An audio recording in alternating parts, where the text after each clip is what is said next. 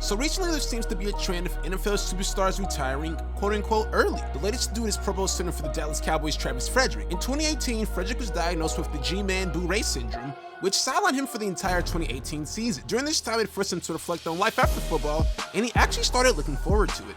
This is something a lot of players on this list also have in common.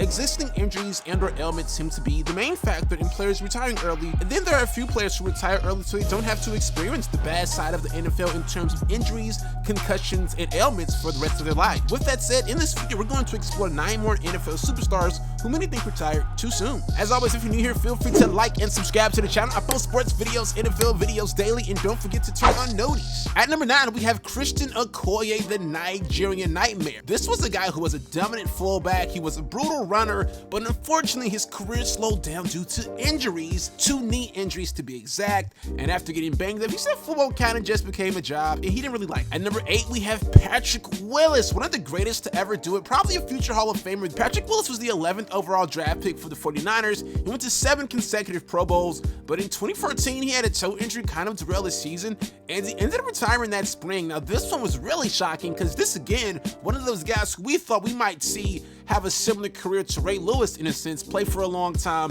and dominate for a long time, but again, he went out kind of early. At number 7, we have Chris Borland. Now, you might not remember Chris Borland because he kind of came and went pretty fast. He was a 3rd round draft pick by the 49ers who had a very promising rookie season. It seemed like he showed up at a great time because Alden Smith was kind of going the wrong way. Patrick Willis was getting injured. He was honestly a bright spot in a beat-up linebacker corps for the 49ers, but this promising rookie, who looked to be a future stud of the league, retired out of nowhere. In his retirement, he said from what he researched and what he experienced, he did think playing football was worth the risk. At number 6, we have TD Terrell Davis. So Terrell Davis was an NFL MVP as a running back.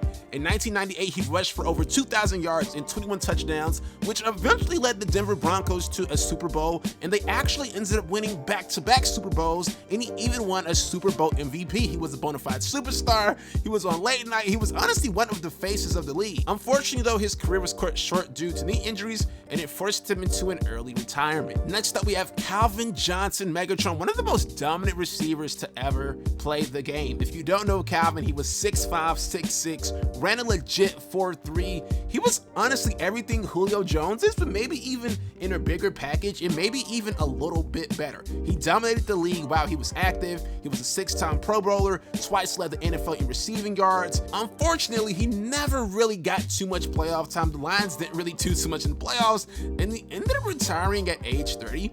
He says he retired because the wear and tear of football had taken a toll on his body, and he couldn't perform at the level he expected to do, and he just said, I'm not going to go out there and not be 100%. Now, this is another thing you hear a lot of guys say. A lot of guys say football's dangerous if you're not at 100%, and some guys say no one's at 100%. It's football, you play through the injuries. Now, this is kind of a side rant, but I'm honestly A-okay with guys retiring early, with their health, with their mobility, still being able to function in society. I think, to be honest, I think it's kind of crazy the guys play for 7 years, and honestly even longer to that, because to get to the league, you have to play from high school, which is 4 years, college 4 years, and then NFL, you play, what, 7 years? That's a 15-year brutal career. I think it's kind of weird, kind of, I don't know, man, almost misplaced to say that they're retiring early or hanging them up too soon. Like, I think expecting players to play in the NFL until their body is literally on E and they can't move or walk without assistance, I think it's kind of asinine, but that seems to be the public perception whenever a player retires,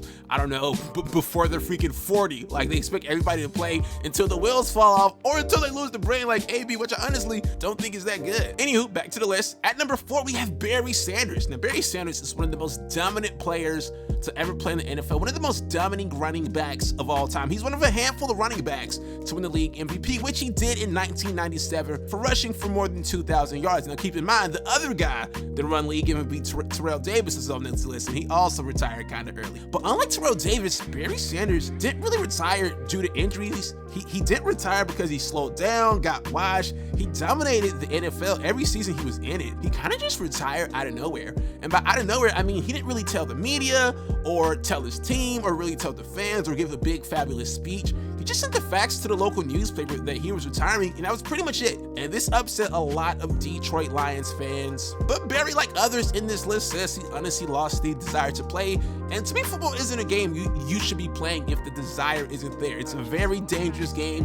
If you're not playing that game at 100%, if you're not mentally locked into that game, you can get injured very, very badly and possibly permanently. So I think it's a good thing he retired early if he mentally just wasn't all the way in it and all the way committed. At number 3, we have Andrew Luck. Now, Andrew Luck might be the most highly rated, highly touted, highly lauded prospect ever to come in the NFL. This guy is pretty much the best of both worlds. You know, it seems like in the NFL, you're either a mobile quarterback or a pocket quarterback, but Andrew Luck was both. He could make any throw on the field, and he was mobile, and he was a good sized build, like 6'4", 6'3", 230, 40, 50 pounds. He was a big guy, and he was smart. He was the dream prospect. Unfortunately, like many on his list though, his career kind of got sidetracked to injuries, and now it's going to kind of more so go down as a what-if career instead of what was. Many believe he retired with tons left in the tank, and or he never really reached his full potential. Kind of like how Mahomes kind of entered the league and instantly took over.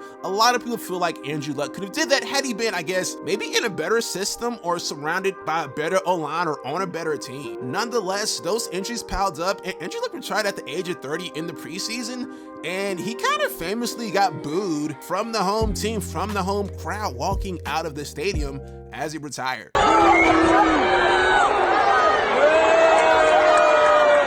At number 2, we have Rob Gronkowski, who retired at the age of 29 after winning 3 Super Bowls. Now again, Gronk's a 3-time Super Bowl champ. He's also a 4-time All-Pro first team. Many believe he's the greatest tight end of all time after only playing 9 seasons. Now I'm mad it says only because in my mind, bro, 9 seasons is a ton. That is a ton to give the game. That is a ton to put your body through. But again, people say he's gone too soon. Lastly, at number 1, we have Lukey Kuechly, the former 7-time Pro Bowler, 5-time first-team All-Pro, 2013 Defensive Player of the Year. Lukey Kuechly announced his retirement at the age of 28. To be honest, I didn't know he was that young when he retired at the age of 28 after only 8 seasons. Now, Lukey Kuechly, like many guys on this list, he suffered a lot of injuries, in particular, a lot of concussions, but he didn't say that he was retiring due to concussions. In his retirement, he said in his heart, he knew it was the right thing to do. And there you have it. That is a list of 10 superstars, including Travis Fredrick, that retired too early. And again, I don't think it's too early. I like seeing players step away from the game with their facilities healthy and doing it on their own time. Seeing superstars go out, I don't know, man, grasping for a contract, I don't think it's a good look. And then seeing them go out due to injuries is a trash look. You know, I don't know how else to say this, but Shazier going out the way he did with that, just, I don't know, man, that hit, which didn't look that bad, but seeing it cripple him, it is terrible to see. And then seeing some legends just age and age poorly mentally and not really being there, I don't know, it's just not a good look. And then Antonio Brown, man, I don't know if it's the concussions or what it is, but seeing him kind of age out of the league the way he did, almost looking like he's losing his mind, it's not a good look. So though we hate to see them go as a fan, I am A-okay with any player deciding to leave on their own terms and making that decision for themselves and their life to do what they want to do. But there you have it. Hope you guys enjoyed this video. If you did, thumbs it up, turn on noties. I'll see you guys in the next one. Take it easy. Peace.